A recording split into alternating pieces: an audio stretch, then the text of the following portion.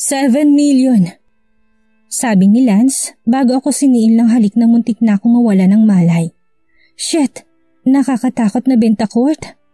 Natahimik ang kwarto. Nabasag lamang yun na malakas na tumawang matanda.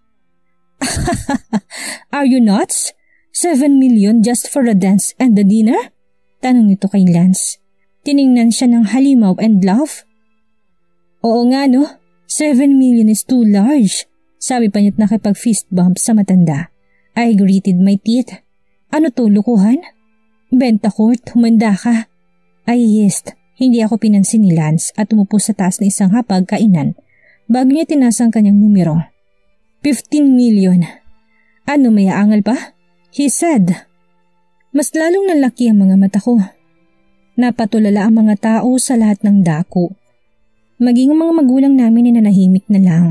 Ang unang tunog na pumutok ay ang tunog ng tawan ni Arvin. Ang galing mo bro! Tapos tinaas niya yung wine glass niya. Tinaas din ni Lance yung baso niya bago nagbow sa lahat ng tao sa paligid. He turned to the old man then smiled. Sorry, mas mayaman ako sa inyo Mr. Gonzalo. At ito hindi lamang tungkol sa isang simpleng hapunan at isang sayaw. Ito'y tungkol sa aking asawa. Nakangusong sabi niya bago nilampasan ng matanda at kinuha ako sa stage. For my prize, he said and gave me his hand. Tinulak na ako ni Eliza and he held me closely. Lance, what the heck was that? Anong 15 million ang pinagsasabi mo? I hissed at him pero ngumiti siya. Kulang pa ba? Gusto mong dagdagan ko? Painosente niya pang tanong. I rolled my eyes at him. Hindi yun ang ibig ko sabihin. Inis ko ng bulong sa kanya. He grinned. An all-boy grin kaya nag-drum roll na naman ang puso ko. Ang ganda mo talaga kapag naiinis ka. Kinurot niyang pisngi ko at pinapasok ako sa kwarto na katalaga para sa dinner date namin. Napabuntong hininga ko. Oo, mayaman siya. Alam ko naman yun eh. He is a Bentacourt. They have billions at their disposal. Pero ang gumastos ng 7 scratch that. Ang gumastos ng 15 million? That is absurd. Pinagbuksan niya ako ng pinto. Iniskan kong kwarto. May isang waiter doon at isang violinist.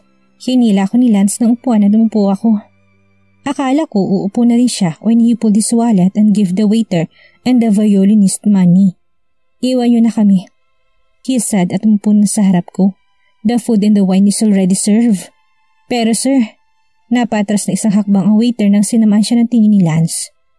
Kakantahan pa ho namin kayo at saka po magsaserve pa po si Raul ng pagkain niyo, sabi ng violinist. Ngumiti si Lance sa kanila. Umiling na ako't papalabasin sana mga lalaking ito. Matakot kayo kapag nginitian na kayo ni Lance. Magandang boses ko at kaya kong pagsilbihang mag-isang asawa ko. Now kung hindi kayo lalabas, papaliparin ko kayo with your head first, right straight through the door, he said while smiling. Napalunok naman ang dalawa at nagsipaglabasan na. Pinaghain niya ako. Nilagyan rin niya ng wine ng baso ko. And every time he does that, tinitinan niya ako pagkatapos ay niningitian. We are now in our main course. Uminom ako ng wine dahil masyadong tahimik sa loob. Isa pa, I need the alcohol because this is the first time we are alone together. Usually kasi tulog na ako kapag magkasama na kami sa kwarto. Pero ngayon, he has all the chance in the world to talk about our past. Right here over dinner. At ayaw ko makinig. I am not yet ready. I love you, Micaela. Nasamid ako sa sinabi niya. Munti ko pang maibugang iniinom kong wine sa bigla niyang sinabi. Pinanlakihan ko siya ng mata bago siya tumawa na parang baliw.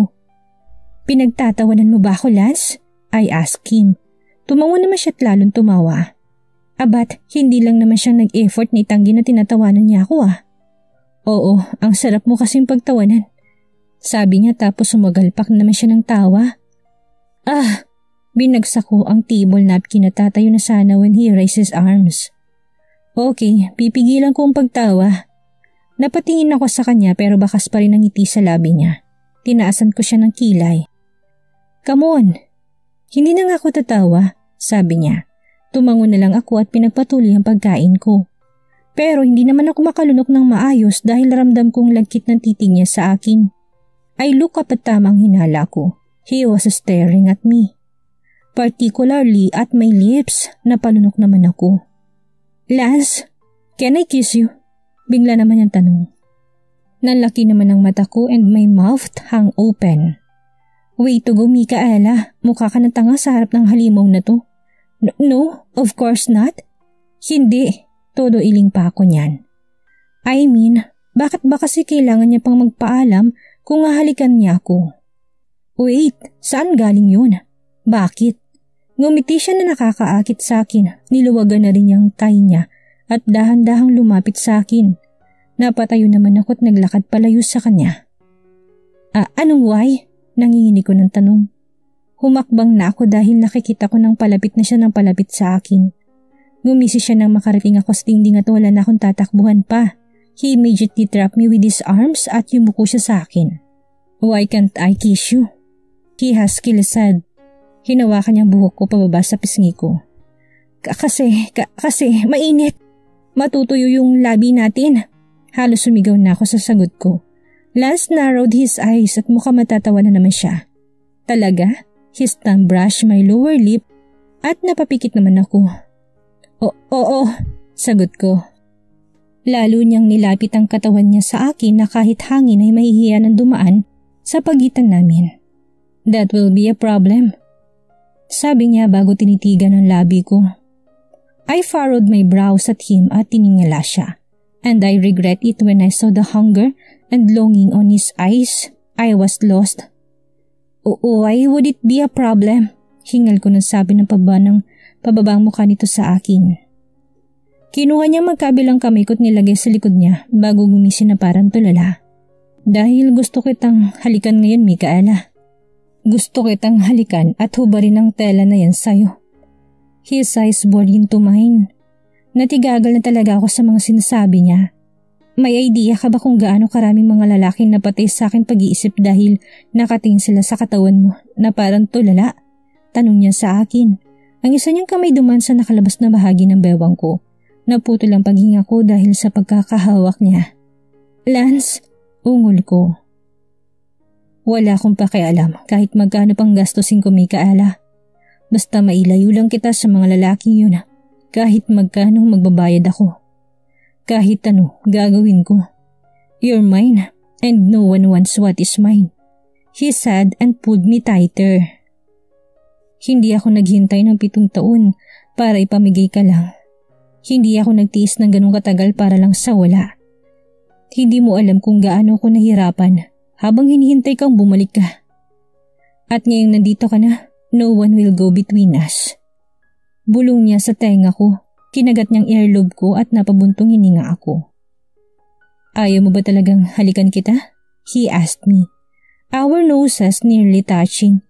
Ramdam ko na pamilyar na init na mula sa katawan ni Lance. Ramdam kong hatak niya sa akin. Nararamdaman ko siya. Nilapit niyang ilong niya sa ilong ko. Akala ko hahalikan na niya ako but he remained steady.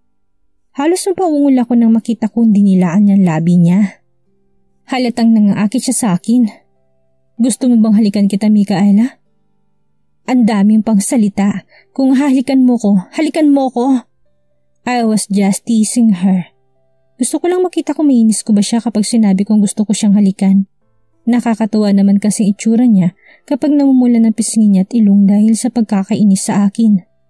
Do you want me to kiss you, Micaela? Pero hindi ko akalain na siya palang hahalikan ko. Nagulat na lamang ako nang hapitin niyang batok and kiss me fully on the mouth. Well, sino ba naman ako para tumanggi sa grasya, hindi ba? Ngumisi ako, tinalikan siya pabalik na madiin sa abot ng aking makakaya. Paano ko mamahalin ng isang tao ng ganito? Napaungol ako na magsimulang halikan ako pabalik ni Lance. Agad ko iniyakap ang mga braso ko sa leg niya and pulled him closer. Hinawakan niyang bewang ko at binuhat. Pinatong niya ako sa couch and kissed me fiercely. Lance! Hinila ko yung buhok niya nang sinimulan niyang halikan yung leg ko. Tiningnan niya ako tiningnan. Tumigil naman siya sa ginagawa niya. Ang sabi mo halik lang. I told him. Napangisi naman siya bago umiling. Sabi ko nga, halik lang. He muttered at tinulungan na niya akong tumayo. He helped me straighten my gown bago ko kinantala ng marahang halik sa labi. Can we talk? He asked me. Seryoso siya sa tanong niya. I look at him bago napalunok. Lance, I'm not yet. Utal kong sagot. Narinig kong malalim na paghinga ni Lance. Mukhang nagalit siya sa sagot ko dahil dumidilim ang ekspresyon ng mukha niya pero agad din tong nagbago. Maghihintay ako hanggang sa maging handa ka na napakinggan ako, Micaela. I love you and I'm willing to wait for you. Sabi niya habang hinahaplos ang pisngi ko. Ipinikit ko ng aking mga mata at nagpanggap na lahat ng meron kami ngayon ay totoo. Na normal kaming mag-asawa, na nagmamahalan at walang madilim na nakaraan. Walang mga sakit na pinagdaanan. He hugged me and I hugged him back. Nararamdaman ko ang mabilis niyang paghinga, maging ang tibok ng mga puso niya. I sighed. I love you, Micaela, he said before pulling away from me. How was dinner? Biglang sumilip si Pat mula sa kung saan. Nag-shrug lang ako. He said he loves me. Pagkakwento ko, nasamid naman si Pat mula sa pag-inom ng alak. Tiningnan niya ako na para bang isa akong malaking baliw. Tapos hindi ka naniwala? He inquired. Yumuko ako bago tumango. Malakas na binagsak ni Pat ang baso bago niya ginulong buhok niya. Hindi niya ako mahal, alam mo yan. He's just acting this way dahil guilty siya sa nagawa niya sa akin dati. Or dahil lang sa mga bata kaya gusto niyang maayos kami. I know, hindi totoo na mahal niya ako. Sinasabi niya lang yun at ayaw ko maniwala kasi. Micaela, ano bang kailangan mo ha? Isang malaking billboard sa noon ni Lance na may nakasulat na I love you at may arrow na nakaturo sa'yo? Gosh! Galit na sigaw ni Pat sa akin na kinagulat ko na naman. Akala ko ba ayaw niya kay Lance? Alam mo Micaela, bawas-bawasan mong paggamit ng utak. Try mo makinig dyan sa puso mo.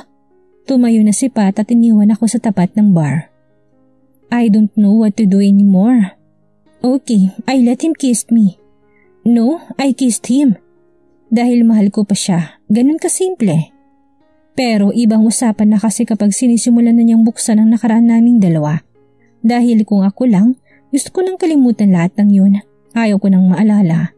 Hindi ko pa kayang ibigay kay Lance ng buo ang pagmamahal ko dahil hindi ko pa siya kayang pagkatiwalaan. Ganyan rin siya dati. Ilang beses niyang sinabing mahal niya ako. Pero dumating si Sarah at nawala lahat ng yun na parang bula. I can't risk it anymore. Micaela, tumingala ako at nakita ko si Lance na tinapik ang balikat ko. Tumayo naman ako at nilapitan ko siya. He took me into the dance floor. Oo nga pala, kasama sa panalo niya isang sayaw sa akin. Micaela, pwede mo ba akong pakinggan? Hindi ko naman hinihiling na kausapin mo ko ngayon. Gusto ko lang makinig ka. Sabi niya habang dahan-dahan niya akong sinasayaw. I heard him sigh habang niyayakap ako lalo. Sorry will never be enough. I know that.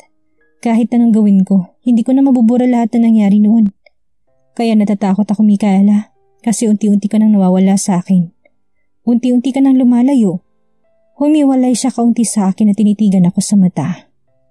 Oo, alam kong mahirap maniwala sa mga sinasabi ko. Kahit naman siguro ako nasa lugar mo.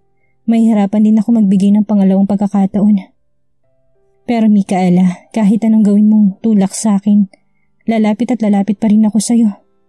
Yumuko ako and blink back my tears. Nahihirapan na akong pakinggan siya sa mga sinasabi niya. My mind is racing. The warning bells are turned on at nagbabadya ng panibagong mga paluloko nila sa akin. Lance, napabuntong hininga ko pero hindi ko mahanap ang tamang salita para sabihin. Gumiti siya at nagpatuloy sa pagsasalita. Mahal kita, Micaela. Mahal na mahal kita. Ano bang kailangan kong gawin para maniwala ka? Ano bang kailangan para pagbigyan mo ulit ako maging asawa mo? He said as he chokes his tears. Umiling ako bago ko tinagong mukha ko sa dibdib niya. I closed my eyes tightly. Tiningala ko siya tiningnan sa mata. He is looking at me expectantly. I bit my lips and shook my head. I can't. Hindi kita kayang paniwalaan. Bulong ko. Naramdaman kong tension sa katawan niya. Dahan-dahan ako lumayo sa kanya habang siya'y nagpapanik na. Micaela, how can I believe you, Lance? Kahit kailan hindi mo ko tiningnan bilang ako. Hindi mo ko tinuring na asawa dahil ibang babae ang nasa isip mo kapag tayo magkasama. Sa bawat pagsabi mo ng mahal kita, sa bawat yakap mo't halik, siyang nasa isip mo't hindi ako. Minahal mo ko hindi dahil sa mahal mo ko. Minahal mo ko dahil binubuhay mong kapatid ko sa katauhan ko. Paano ko maniniwala sa'yo ulit? Hindi ko na kaya, Lance. Hindi na ulit. I told him. He was dumbfounded. Iniwan ko na siya sa gitna ng stage at tuluyan nang umalis. I brushed my tears. Lance will never love a replacement like me. Never. She ran away after saying that. Iniwan niya ako sa gitna ng dance floor. Gustuhin ko manghabulin siya. My feet seemed to be rooted on that ground. I can't move after every word that she has said. That's it. Why can't she forgive me? May kulang pa ba sa mga ginagawa ko kaya hindi niya pa ako mapatawad? Ano pa bang kulang? Kasi sa totoo lang, hindi ko na talaga alam kung anong gagawin ko para mabalik lang siya sa akin. Inuwi ko na rin ang mga bata. Tulog na sila na makarating kami sa bahay. Pagkatapos ko silang dalhin sa kwarto nila, pinuntahan ko na si Micaela sa kwarto pero ganoon na lang pagtataka ko na makita kong wala siya doon. May iniwan na siyang maliit na papel sa kama. Agad bumilis ang tibok ng puso ko. Iniwan na naman ba niya ako? Kinuha ko kaagad ang papel at binasa. Lance, nagkaroon si Pat ng problema. Nagkasakit yung isang model para sa photoshoot bukas. Ako yung papalit. Sa Bohol yung shoot. Micaela, eyesight in relief. Mabuti na lamang at hindi niya ako iniwan. Nagsimula na ako mag-prepare para matulog na mapadakong tingin ko sa kalendaryo. Gaano kaya katagal si Micaela sa Bohol? Sana hindi naman siya abutin ng 2 araw. Kuya, tiningala ko si Arvin. Pumasok siya sa opisina ko at ngumiti. I smiled back. Wala akong pera, naubos na sa auction. Pagbibiro ko sa kanya, tumawa naman siya bago ninakaw ang magazine na binabasa ko. How to Cook 101? Bakit ka nagbabasa ng ganyan? Tanong niya. Inago ko sa kanya ang magazine at nagsimula ng pumili ng pwede kong pag-aralang lutuin. Nasa Bohol ba si Eliza? Tanong ko sa kanya habang kinakalkal niyang alak sa ref. Wala, kasama niya yung boyfriend niya. Boyfriend daw niya? Inis niyang sagot. Natawa naman ako. Pait mo tol, tukso ko sa kanya. Tinignan niya lang ako ng masama. Manahimik ka dyan, Lance. Wala akong ginagawang masama sa'yo. Binuksan na niya isa sa mga brandy ko. Ano ba yan? Aga-aga brandy agad? Wala naman akong ginagawa. Ikaw tong biglang nanggugulo. Sabi ko sa kanya. Yumuko siya bago pinaikot ang brandy sa braso.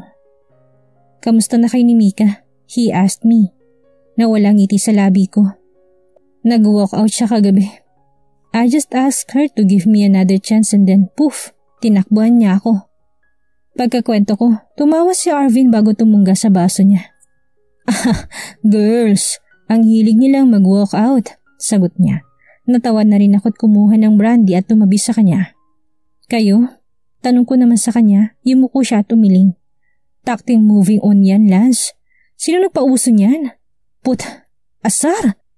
Inis niyang sagot. Tinapi kong balikat niya bago nagsalin ulit ng alak. Kasalanan mo yan, iniwan mo siya, kaya huwag ka nag-iinarte. Baliw, kung makapagsalita ka dyan, akala mo hindi ka nang iwan. Ganti niya sa akin. Sinapok ko siya bago tumawa ng malakas.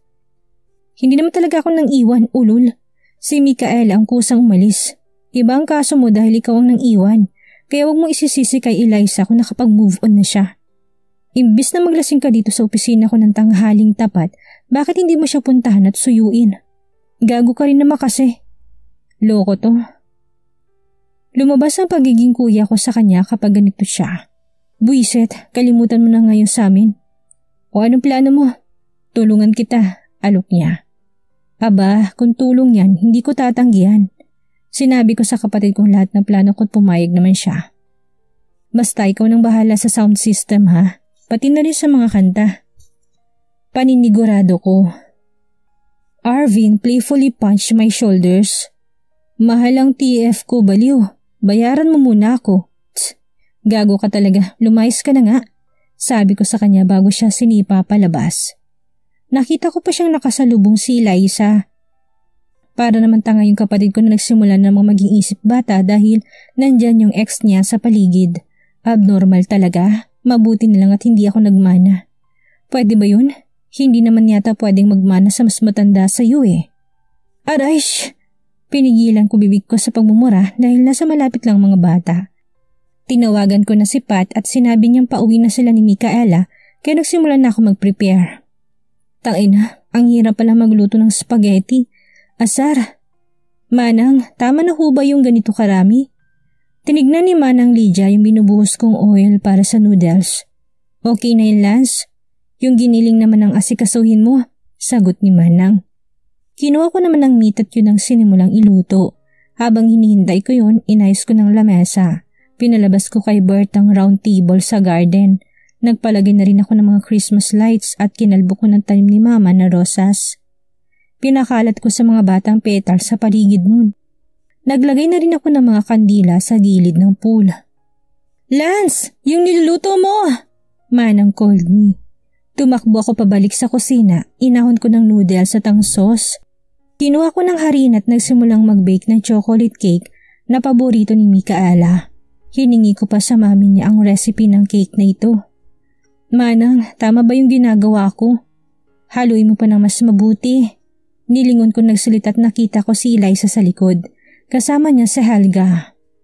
Tutulong rin kasi yung dalawang yan ngayon. Nginitian kong kaibigan ng asawa ko. Lagyan mo nito, gusto ni Micaela na may vanilla ng konti. Dagdag niya tinabot sa akin ng vanilla. Nandiyan na si Arvin?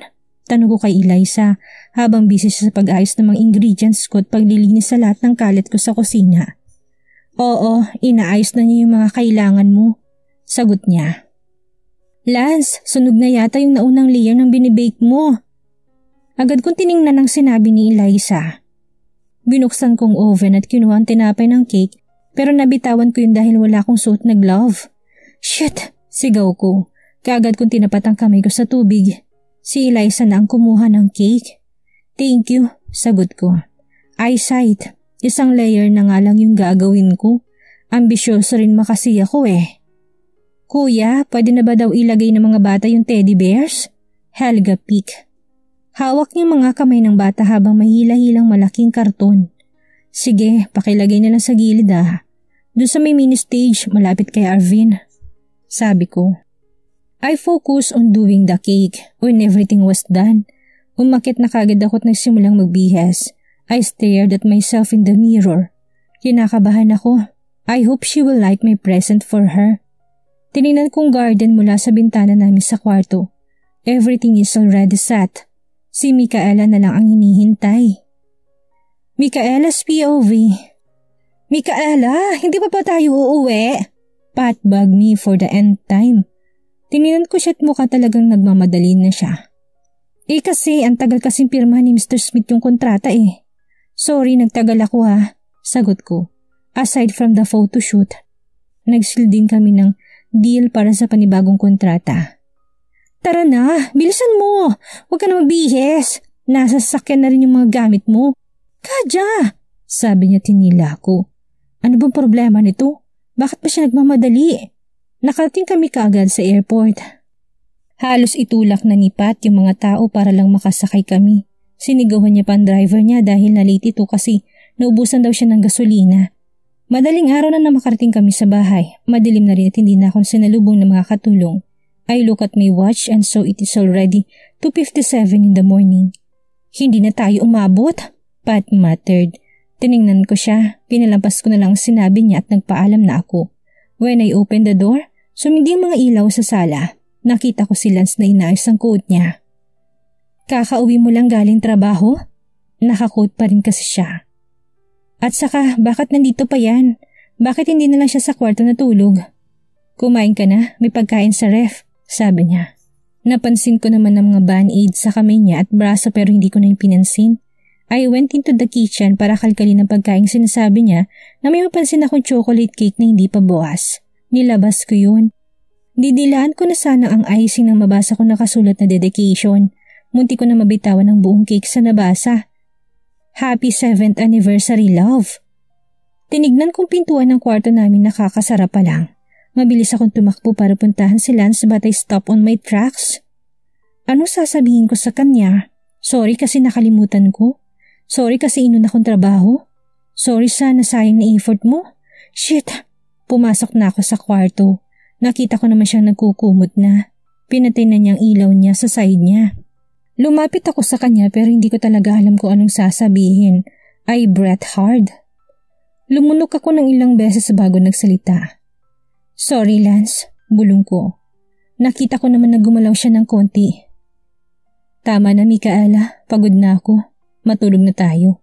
He said coldly. I bit my lips at tumakbo sa banyo. Hindi ko alam kung bakit pero natatakot ako nung sinabi niya pagod na siya. Pagod na ba siya sa akin? I really can't sleep. Kanina pa ako paikot-ikot sa kama pero hindi talaga ako makatulog. I'm guilty because nasayang ang effort ni Lance for our anniversary. On the other hand, it only serves him right. Higit pa sa naramdaman niyang naramdaman ko ng rejection sa kanya. Hindi ko naman sinasadyang makalimutan Samantalang siya, sinadya niya lahat ng ginawa niya sa akin. Oh shucks, I really don't know what to do anymore. Have I gone overboard? Sumobra na ba ako? Sampati ba kasi hindi pa ako handang makinig ang hindi kaya intindihin ni Lance? Bakit hindi muna niya ako pabayaan? Hindi ko pa kaya maging asawa niya sa ngayon kaya yung mga anniversary tingis na yan, wala pa sa isip ko. But I disappointed him. Ever since na magkaibigan pa lang kami, ayaw na ayaw ko siyang nadidisappoint. Hanggat pwede gusto ko masaya siya. Pero ngayon, ako mismo ang rason kung bakit siya nalulungkot. Tanghali na ako nagising, kinaumagahan. Wala na rin si Lance sa tabi ko. Nang bumaba ako mga katulong na lang ang nandoon. Sumama kay Eliza ang kambal at kay Lance sila nagpaalam dahil tulog pa ako. Aga nagising Nilingon ko si RV na prenting umiinom sa sofa namin. Tinaasan ko siya ng kilay bago nagtimpla ng sarili kong kape. Sinundan naman niya ako tumupo na sa countertop. Bakit ganyan kayo mga babae? Ang hirap niyo suyuin. Nilingon ko siya at nakatitig siya sa kape niya. Bakit ganyan kayo mga lalaki? Isang beses lang kami makalimot, nagagalit na agad kayo. Ganti ko. Tumawa naman siya. Hindi niyo kasi nakikita kung gaano kalaki ang effort na binibigay namin para sa inyo. Akala niyo ba madaling manligaw? Siguro iniisip niyo bibili lang kami ng bulaklak, ng chocolates at ng kung ano-ano pa. Tapos kapag binigay namin sa inyo, tapos na. Hindi niyo man na ba naisip yung effort namin para pagplanuhan lahat? Yung pag-asa na sana bawat gawin namin ma-appreciate niyo. Yung stress sa pagpili ng ibibigay at sa pag-iisip na sasabihin. Mika, hindi kami vocal sa nararamdaman namin. Kaya sa mga sorpresa namin dinadaan. Kaya kapag nasayang ang sorpresa, masakit kasi pati nararamdaman namin parang nasayang lang din. Mahaba niyang litanya, hinilit kong sintido ko tinitigan siya ng masama. Pero hindi sapat na dahilan yun para magalit siya sa akin. I mean, okay, nandun na ako sa nakalimut ako. Pero naman sana naisip niya, naghiwalay na kami bago pa man namin ma-celebrate yung first anniversary namin. At 7 taon na yun for Pete's sake. Gosh, ang arte ng kuya mo. Frustrated kong sabi bago napaupo. I kept my head low as I felt my cheeks becoming wet because of my tears. Hindi galit si kuya, Mika. Tumingin ako kay Arvin. Ngumiti siya sa akin and patted my hair. Nasaktan siya. Iba ang nasaktan sa nagalit. Yumuko si Arvin para makapagpantay kaming dalawa. Diba sinabi ko na sa'yo noon? Hindi lang ikaw ang nasasaktan dito. Pati rin si Lance. He gently brushed my tears away. Sa bawat piso laging may kara at krus. Sa bawat direksyon laging may kanan at kaliwa. Sa bawat elevator may 4 down. Lahat ng bagay, Mika, may 2 side. Kung lagi mong isasarang puso mo sa side ni kuya, hindi na talaga maayos yung pagsasama nyo. Kahit na gaano nyo pa kamahal ang isa't isa. You can close your eyes to the things you don't want to see. But you can close your heart to the things you don't want to feel. Bakit ba sa tingin mo bothered ka na galit si Kuya Lance sa'yo? Bakit ka umiiyak ngayon? Bakit ka nag-aalala na baka napagod na yung kapatid ko sa pagsuyo sa'yo? Bakit kaya, Mika? Ako alam ko yung sagot pero hindi ko sasabihin kasi gusto ko ikaw ang makaalam. Pakinggan mo yung puso mo, Micaela. It will answer all of your questions. He smiled at me bago dumiretso na tayo. Niyakap ko siya bago kami naghiwalay. Thank you, Arvin. Bulong ko. He patted my back and left me. Naiwan ako nakatayo sa gitna ng kusina. Manang Lydia entered the kitchen na may dalang malaking kahon. She smiled at me. Nang, ano po yan? Tanong ko. Ang laki naman kasi, na-curious tuloy ako. Eto ba iha? Mga manika ni Lance. Hala, manika? Yung lalaking yun? Iya hindi, maling iniisip mo. Ano kasi, mga manika to na kapag pinunot mo yung likuran nagsasalita. Ay basta, ikaw nang bahala dyan. Pakinggan mo lahat para naman magkaayos na kayong dalawa ng alaga ko. Pumasok na si Manang sa maid's quarters. Pinanhi ko ang kahon at tiningnan lahat. Ang dami namang manika nito. Kinuha kong isa tiningnan kung saan ang button nito. Nang makita ko yun sa likuran ay pinindot ko at nag-play ang boses ni Lance. Happy birthday, love. 24 ka na. Masaya ka ba kung nasan ka? Ako kasi hindi. Alam bang iniisip ko palang na 4 na taon ka pa nang nagbe-birthday sa tabi ko. Para na akong nasisiraan. 4 na Pasko na, 4 na bagong taon, 4 na anniversary. 4 na birthday ko nang nasayang dahil wala ka dito. I know this is a very selfish for me to say, but I really miss you, Micaela. I love you, love. Happy birthday, Micaela. Nanginig ang kamay ko sa narinig at tumulo na naman ang mga luha ko. Lahat ng manika nito may mensahe niya para sa akin sa loob ng 7 taon. Lahat ng ito. Hindi lang ikaw ang nasaktan. I closed my eyes tightly at kinuha kong isa pang manika para pakinggan. Merry Christmas, love. Sino kasama mo dyan? I'm at Dad's house. Dito nila kasi ako gustong magpasko para hindi raw ako mag-isa. Alam mo, Micaela, pwede pa naman ako mag-wish kay Santa kahit na matanda na ako, hindi ba? I wish, with every will that I have, na sana sa susunod na Pasko nandito ka na. Binali ko ng manika sa kahon. Hindi ko na kaya pang pakinggan lahat ng paghihirap ni Lance sa loob ng 7 taon. Parehas lang pala kami. Nalungkot ako, nalungkot din siya. Nasaktan ako, nasaktan din siya. Arvin is right, hindi lang ako nasaktan. Pati rin si Lance. I brush my tears. Pupuntahan kong asawa ko and apologize to him. I am willing to give him the chance he is asking from me. I'll take the risk again. Nagmamadali akong pumunta sa opisina niya.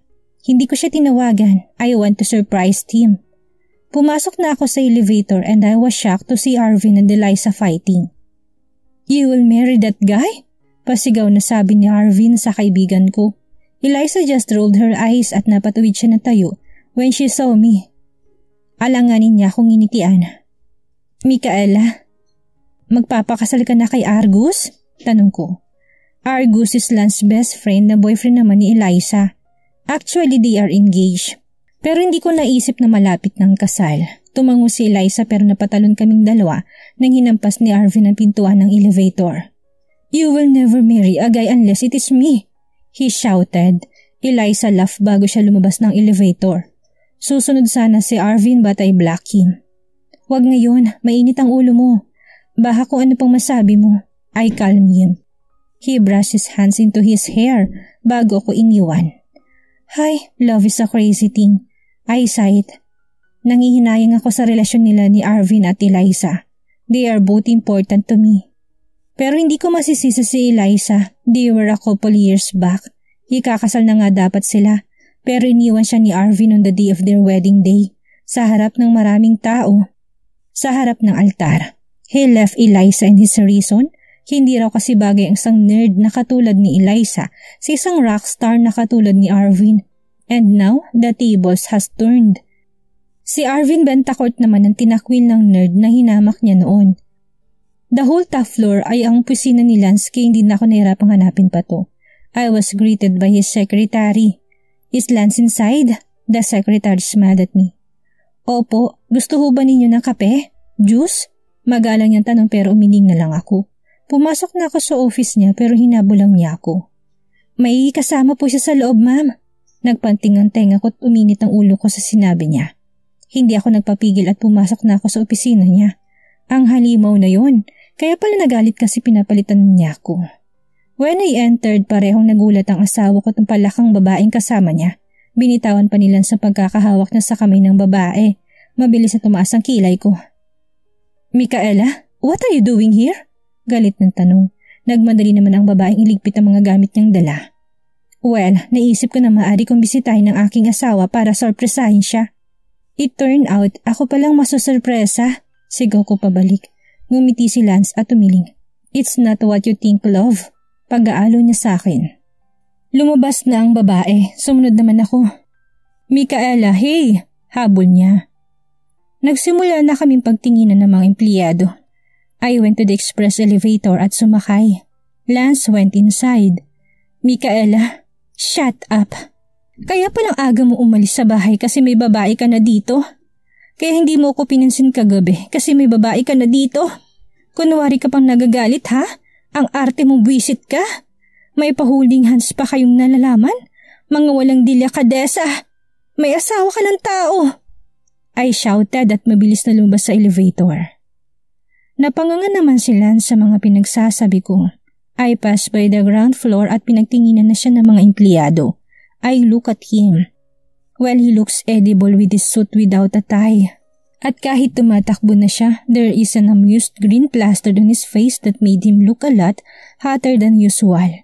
Ang daming napapangangang mga empleyada sa pagdaan niya. He smiled at them at halos nangisay naman ang mga ito sa kilig. Kinuyom kong kamao ko. Halatang sinasadya niya maglandi sa mga malditang babae sa harapan ko. Lance Bentacourt! Sigaw ko. Napatigil lahat ng tao sa buong lugar. Even Lance stepped back. Naglakad ako papunta sa kanya. May palm itching to slap his face. Mabilis akong lumapit sa kanya. I breathed hard para pigilan ang galit ko. Nanginginig ang kalamnan ko sa inis sa lalaking ito.